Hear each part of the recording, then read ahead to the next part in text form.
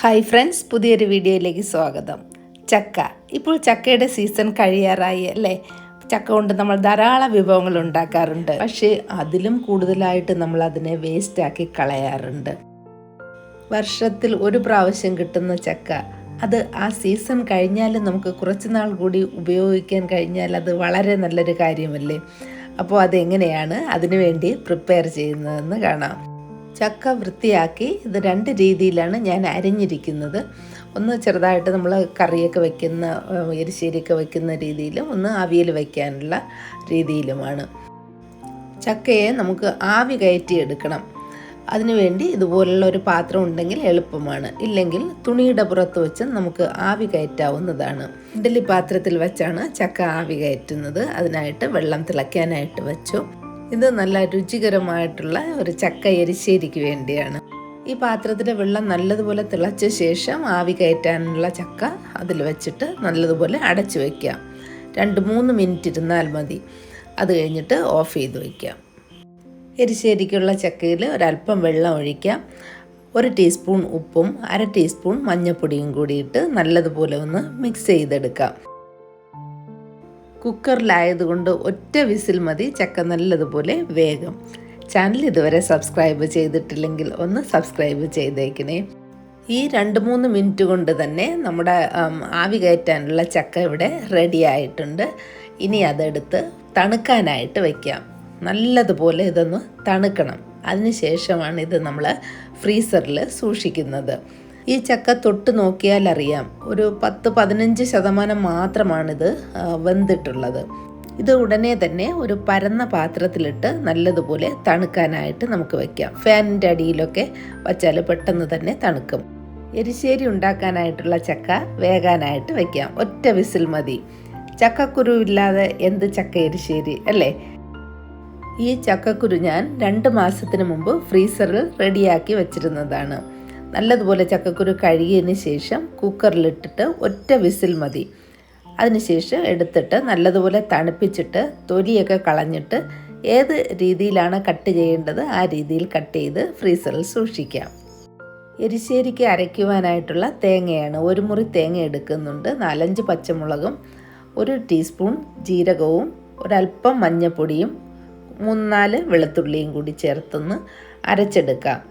ഇതൊന്ന് പൊടിച്ചതിന് ശേഷം അരച്ചെടുക്കുക. പൊടിച്ചെടുക്കുമ്പോൾ ആ വെളുത്തുള്ളിയൊക്കെ നല്ലതുപോലെ ഒന്ന് പൊടിഞ്ഞ് കിട്ടും. അതിന് ശേഷം ഇത് അരച്ചെടുക്കാം. കുറച്ച് കറിവേപ്പില കൂടി ചേർത്ത് അരയ്ക്കുക. കറിവേപ്പില നല്ല ടേസ്റ്റാണല്ലോ ചക്കയ്ക്ക്. അപ്പോൾ ഇത് ഫ്രഷ് ആയിട്ടുള്ള കറിവേപ്പില ഞാൻ നന്നായിട്ട് അരച്ചാണ് എടുക്കുന്നത്.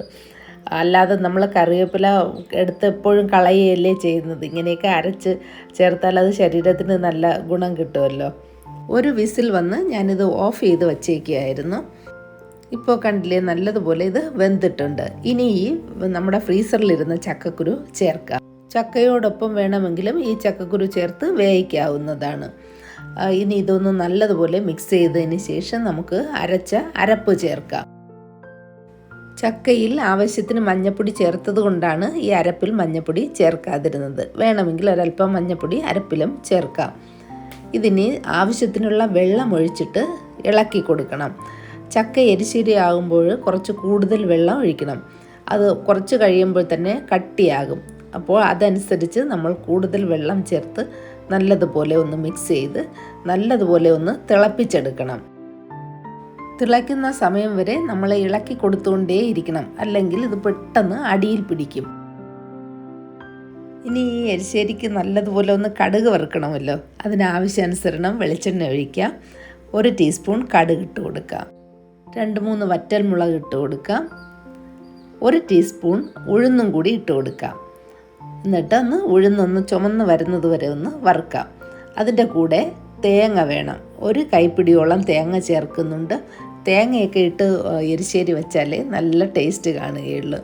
നമ്മൾ എത്ര തേങ്ങ അരയ്ക്കും അതിൻ്റെ പകുതിയോളം തേങ്ങ വറുത്തിട്ടാൽ നല്ല ടേസ്റ്റാണ്. കുറച്ച് കറിവേപ്പില കൂടി ഇടാം. ചൂട് ചക്ക ഇങ്ങനെ നമ്മൾ കഴിക്കാനായിട്ട് എടുക്കുമ്പോൾ കറിവേപ്പിലയുടെ നല്ല മണമാണ്. തേങ്ങ ചെറിയ തീയിൽ വറുത്തെടുക്കാം. ഇപ്പോൾ തേങ്ങ നല്ലതുപോലെ മൊരിഞ്ഞിട്ടുണ്ട്. ഇനി ഇത് നമുക്ക് ഈ ചക്കയിൽ ചേർക്കാം. ഏത് തരം എരിശ്ശേരി ഉണ്ടാക്കിയാലും ഇതുപോലെ ഒരു വറവൽ ഉണ്ടാക്കി ചേർത്താൽ പിന്നെ ഒരു കറിയും വേണ്ട, നമുക്ക് ഊണ് കഴിക്കാൻ ഇത് മാത്രം മതി. ഇത് വെറുതെ തന്നെ ചൂടോടെ കോരി കഴിക്കാൻ നല്ല ടേസ്റ്റാണ്. ഞാനിപ്പോൾ പഴങ്കഞ്ഞി കുടിക്കാനാണ് ഇത് റെഡിയാക്കുന്നത്. വർഷത്തിൽ 1-2 പ്രാവശ്യം പഴങ്കഞ്ഞി കുടിക്കാൻ തോന്നും. ഒന്ന് തിരുവോണത്തിൻ്റെ പിറ്റേ ദിവസവും ഇങ്ങനെ ചക്കയൊക്കെ കിട്ടുമ്പോൾ ഒരു പ്രാവശ്യവും ഉണ്ടാക്കി കഴിക്കാൻ ഇഷ്ടമാണ്. പഴിഞ്ഞ് കുടിക്കാൻ ചമ്മന്തി ഇല്ലെങ്കിൽ പിന്നെ എന്താണ്, അപ്പോൾ കുറച്ച് ചമ്മന്തി കൂടി ഉണ്ടാക്കാം. ഞാൻ കാന്താരി മുളക് എടുക്കുന്നില്ല, സാധാരണ പച്ചമുളക്, ഉള്ളിയും പുളിയും ഉപ്പും അല്പം കായവും 1 ടീസ്പൂൺ മല്ലിയും കൂടി ചേർത്താണ് ചമ്മന്തി അരയ്ക്കുന്നത്. നല്ല ടേസ്റ്റാണ് മല്ലി ചേർത്താൽ. അതോടൊപ്പം കുറച്ച് കൊഞ്ച് ഒന്ന് ഫ്രൈ ചെയ്തെടുക്കുകയാണ്. ഇത് വേറൊന്നും ചേർത്തിട്ടില്ല, മുളക് പൊടിയും മഞ്ഞൾപ്പൊടിയും ഉപ്പും മാത്രമേ ഉള്ളൂ. ചക്കയോടൊപ്പം കഴിക്കാൻ ഈ മീൻ ഒട്ടും തന്നെ ശരിയല്ല, പക്ഷേ വേറൊരു മീനും കിട്ടാത്തത് കൊണ്ടാണ് ഇത് ഞാനെടുത്ത് ഫ്രൈ ചെയ്യാമെന്ന് വെച്ചത്. പ്രിസർവ് ചെയ്യാനുള്ള ചക്ക ഇവിടെ നല്ലതുപോലെ തണുത്തിട്ടുണ്ട്. ഇത് നല്ലൊരു കവറിലാക്കിയിട്ട് നമുക്ക് ഫ്രീസറിൽ സൂക്ഷിക്കാവുന്നതാണ്. 1 വർഷം വരെ ഇരുന്നാലും ഇതേപോലെ തന്നെ ഇരിക്കും, ഒട്ടും തന്നെ കേടാവുകയില്ല. നമുക്ക് ആവശ്യാനുസരണം ചെറിയ ചെറിയ പാക്കറ്റുകളിലാക്കിയിട്ട് വയ്ക്കാം. ഇത് ഒറ്റ പ്രാവശ്യം ഉണ്ടാക്കാനുള്ള ചക്കയാണ്. മോൾക്ക് ഭയങ്കര ഇഷ്ടമാണ് ചക്ക. അങ്ങനെ അവൾക്ക് കൊണ്ടുപോകാൻ വേണ്ടി ഇത് ഞാൻ ഫ്രീസറിൽ സൂക്ഷിക്കുകയാണ്. കഴിഞ്ഞ വർഷം ഞാൻ ജർമ്മനിയിൽ പോയപ്പോഴും ഇത് കൊണ്ടുപോയി. അവിടെ ചെന്നിട്ട് ഞാനിത് ഉണ്ടാക്കി, നല്ല ടേസ്റ്റായിരുന്നു. അതുകൊണ്ട് അവൾ പ്രത്യേകം പറഞ്ഞു, അമ്മ ഇനി വരുമ്പോഴത്തേക്ക് ഇതുപോലെ ചക്ക കൊണ്ടുവരണമെന്ന്. അതിനു വേണ്ടിയാണ് ഞാനിത് റെഡിയാക്കിയത്. അപ്പോൾ എത്ര എളുപ്പമാണ് ഇത് നമ്മൾ ചക്ക സൂക്ഷിക്കുന്നതെന്ന് മനസ്സിലായില്ലേ? അപ്പോൾ കഴിയുന്നിടത്തോളം വേസ്റ്റ് ചെയ്യാതെ ഇതുപോലെയൊക്കെ ഉണ്ടാക്കി ഫ്രീസറിൽ സൂക്ഷിക്കുക. അപ്പോൾ ഇനി പഴങ്കഞ്ഞി കുടിക്കാനാണ് ഞാൻ പോകുന്നത്. ഉച്ചയ്ക്ക് ഇനി ഒന്നും ഉണ്ടാക്കേണ്ട ആവശ്യമില്ല, അത്രയ്ക്ക് എല്ലാം പഴങ്കഞ്ഞിയും ചക്കയും മീനും ഒക്കെ ഉണ്ട്. ഇതിൻ്റെ കൂടെ കാന്താരിയൊക്കെ ഞെരടി കഴിക്കുകയാണെങ്കിൽ നല്ല ടേസ്റ്റാണ്. പക്ഷേ എനിക്കിഷ്ടമില്ല, വയറിന് നല്ലതല്ല കാന്താരി കൂടുതൽ കഴിച്ചാൽ. കൊളസ്ട്രോളൊക്കെ കുറയുമെന്നും പോകുമെന്നും ഒക്കെ ആൾക്കാർ പറയാറുണ്ട്, പക്ഷേ അത് എത്രത്തോളം ശരിയാണെന്ന് അറിയില്ല. മുളക് എന്തായാലും അധികം കഴിക്കുന്നത് നല്ലതല്ല. വീഡിയോ ഇഷ്ടമായെന്ന് വിചാരിക്കുന്നു. ഇഷ്ടമായെങ്കിൽ ലൈക്ക് ചെയ്യുക, ഷെയർ ചെയ്യുക, കമൻറ്റ് ചെയ്യുക. Thank you for watching mother's cooking lab.